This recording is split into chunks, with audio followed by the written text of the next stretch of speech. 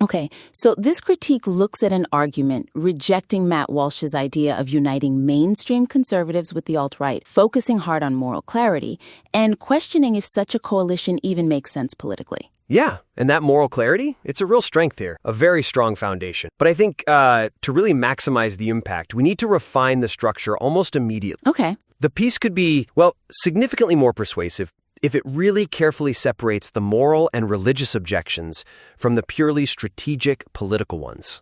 I see what you mean. Like the listener argues it's not politically expedient and asks, how does it help us? Which is the right question. Right. But then the backup, the evidence offered, leans really heavily on personal moral convictions, like quoting the Bible about being unequally yoked. Exact. And there's nothing wrong with that moral argument. It's powerful on its own. But it means the piece currently prioritizes that over a detailed, tactical breakdown of why the coalition would actually backfire politically. So the assertion that it won't help them win is immediately followed by reasons why it's immoral, not necessarily why it's strategically flawed on its own terms. Precisely. They're two different lines of reasoning, even if they lead to the same place. And the political argument, it feels a bit underdeveloped right now because it's kind of leaning on the moral one for support. But couldn't you argue that for some of the intended audience, maybe the deeply principled ones, the moral failure is the political failure? Like, why even bother mapping out the electoral math if it's fundamentally wrong? Need convincing on the political front?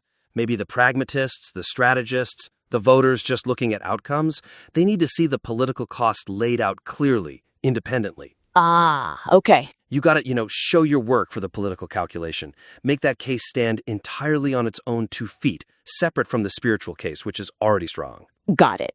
So the idea is to carve out a specific structured section just for modeling those negative political and cultural results. Exactly. Moving past just saying the far right is bigoted and really digging into the tangible damage it does to the conservative movement's own stated goals. Yes, precisely. Let's think about how to build that out.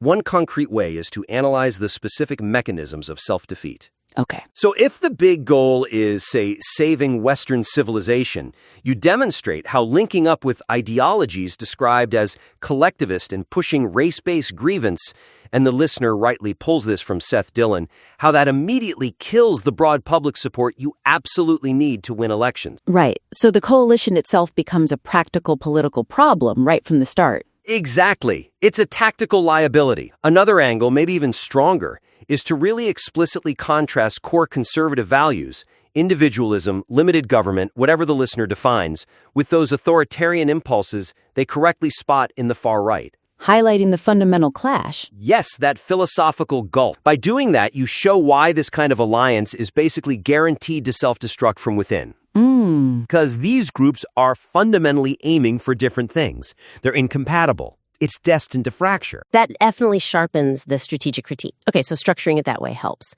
Now, what about the feel of the argument? That brings us to tone, I think. Yeah, that's the second big area. The piece leans pretty heavily on some, let's say, emotionally charged and dismissive label. And that risks undermining the really strong rational core of the argument. You mean the use of terms like crazy, lunatic types, dingbats, psychopaths, bad faith? Exactly those. Because the piece itself champions reason, rationale, and logic, right? It stands on principle, but then using these very aggressive ad hominem attacks, even against people defending Walsh. It feels like a mismatch, like using a blunt instrument when you've already got this sharp analytical tool ready. Well put. It's like, why rely on calling someone a dingbat when your actual analysis of their position is already quite sophisticated? It actually gives the reader an excuse to tune out the smart parts. It makes the argument feel, reactive, maybe driven by frustration rather than purely by principle and analysis. It kind of chips away at the intellectual high ground the listener clearly wants to occupy. Okay, so the suggestion here is to shift to a more surgically analytical tone, especially when describing why these groups are incompatible. Precisely. Let the beliefs and the actions of the radical right, the authoritarianism, the bigotry, the collectivism that the listener correctly identifies, let those be the critique. Avoid the blanket emotional labels for the people involved. So be surgical with the language. Exactly. Like when talking about the defense of Walsh, instead of jumping to something like psychopath, focus squarely on the behavior the listener describes, trying to force others to pledge loyalty via tactics of manipulation and threat. Critique the tactic, not the person using it. Right. Let the description of the manipulation speak for itself. And similarly, when discussing the alt-right, the listener already has those great analytical points from Seth Dillon, that they're collectivists, into race-based grievance, have authoritarian impulses. Just use those. Lean entirely on those terms. They are incredibly damaging critiques all on their own. They don't need lunatics tacked on to make the point. Yeah. Letting the reader connect the dots based on that analysis without the extra emotional labeling actually gives the argument more weight, more credibility. Okay, that makes a lot of sense. Let the analysis do the heavy lifting. So if we fix the structure, refine the tone, where does that leave us? We've effectively drawn a line, defined what conservatism isn't, right? Right. But then the big question is, what's the alternative? What should conservatives do instead? And that feels like the next piece of feedback, defining the proactive path forward. Exact. That's the third key point. The listener does a fantastic job emphasizing moral clarity, drawing lines, saying stick to it, figuring out what is a conservative. It's excellent at setting boundaries, defining what conservatism is not. But there's a void, isn't there? Rejecting the coalition leaves a gap. The piece doesn't really spell out the specific tactical or cultural steps to take instead of that coalition. Yeah, it doesn't.